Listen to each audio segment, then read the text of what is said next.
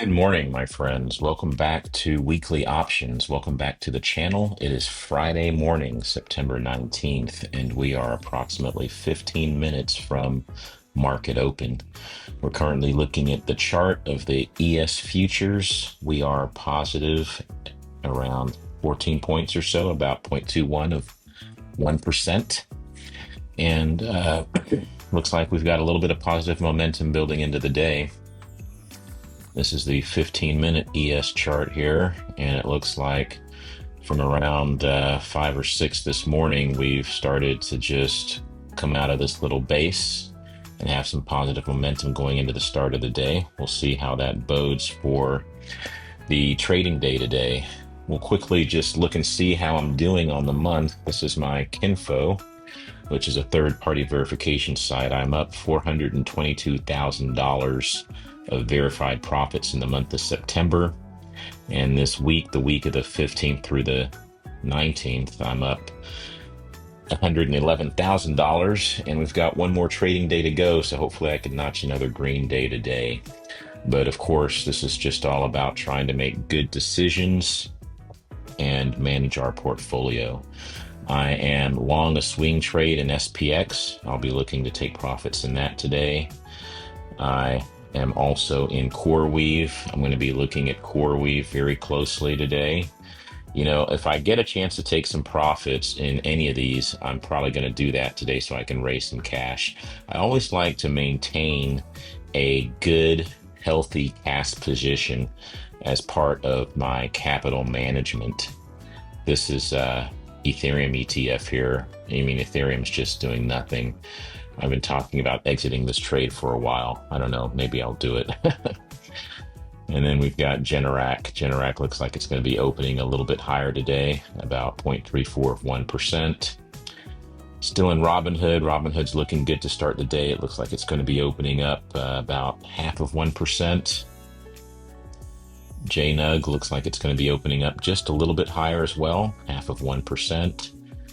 NVIDIA is going to be opening up just a little bit down today. I think there's some more news coming out of China. I think they're trying to claim that they have some sort of an AI alternative that they can train much cheaper than what we can do here in the United States. And so that just may be something that might weigh on the NVIDIA stock. I got out of Palantir, as you know, yesterday. That was a great trade. I made a video about that and posted it on YouTube.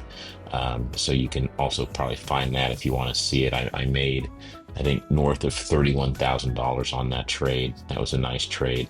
Glad for that. So this is where we are today, and we'll have the market open here shortly, and we'll just kind of see how the day unfolds. I was just looking at Apple stock this morning. They are slated to open up about 1.42% here in the pre-market. And man, they have quietly, since the month of August, this is about the first week of August here, they have been on a tear. And this is the 4-hour chart here. They're above all the moving averages. Here's the stock just opening here. And you can see it's opening up about 1.3%. That is very nice. And if you look at the 15-minute chart, the moving average is kind of bunched down here. And man, this thing looks like it's ready to gap up and go some more. I'm not in this name, but man, it might be one to just watch. Apple is it's just a company that's been around a long time, and you just never want to count it out. And I think with this new product release, I think they are going to do pretty well. Let's go and see what SPX is doing today. Looks like we are opening up a little bit. This dotted line here, as you know, is the high of yesterday, and we'll see how things go. This first 15-minute candle, we are coming down a little bit. We're up about 15 points, or 0.2 of 1%. And we'll just see how the trading day goes. Looks like CRWV is doing quite nicely as well, up 2.22%. Robinhood is up today. JNEG is up today. That's nice. I like seeing that. NVIDIA is a little bit stagnant right now. NVIDIA is trading down 0.21 of 1%. All right, that's the action thus far. We'll see if we get a trade later today. Okay, guys, my core weave take profit just triggered, and I made $30,000 on that trade. So as you can see, I got in here on the 11th of September, and today we had this huge bump up at 6%, and I had this option set to take profit at 30%.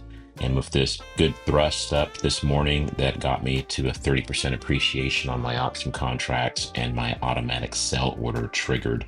So I'm now out of core weave, and that's a 30% profit, or around a $30,000 gain on that trade. So really nice.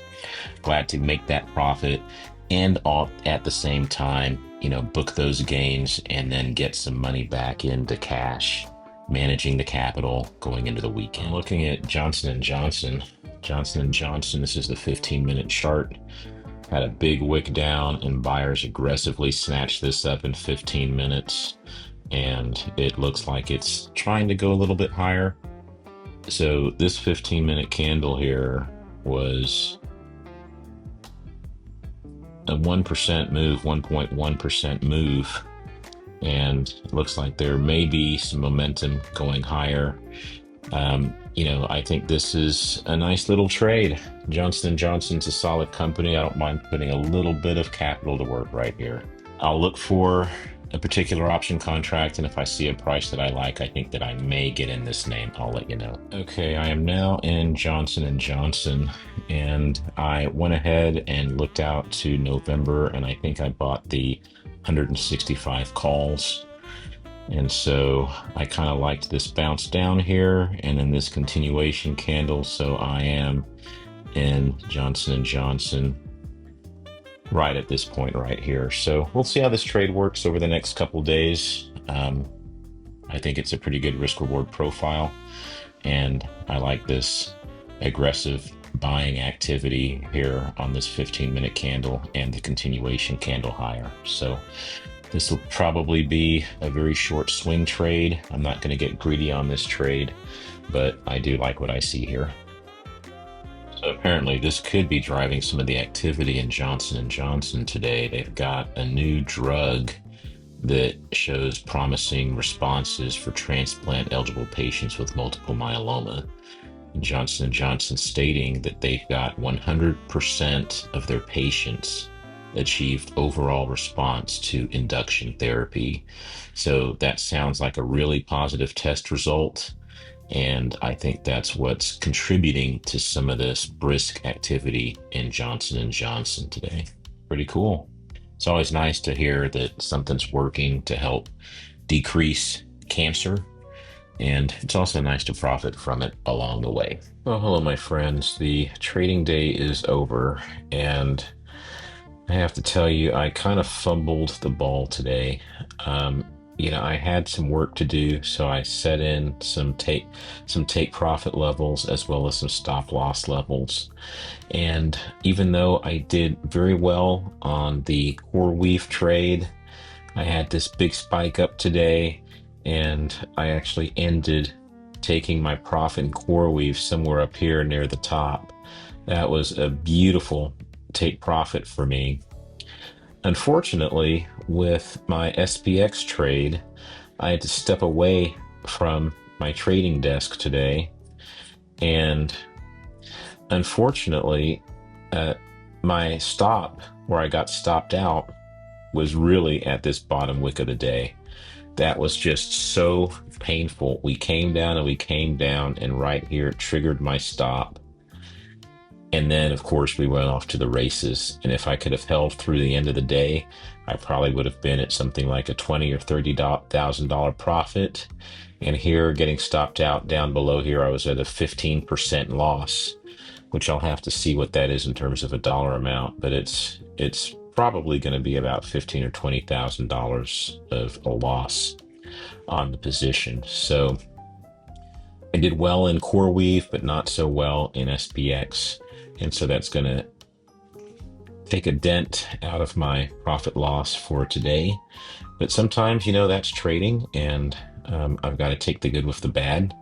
Some of the other positions did quite well today. I'm still in Robinhood, and Hood just really had a solid day, went off to the races here. I was also in JNUG. JNUG was up 9% today. Just look at that. That is just beautiful.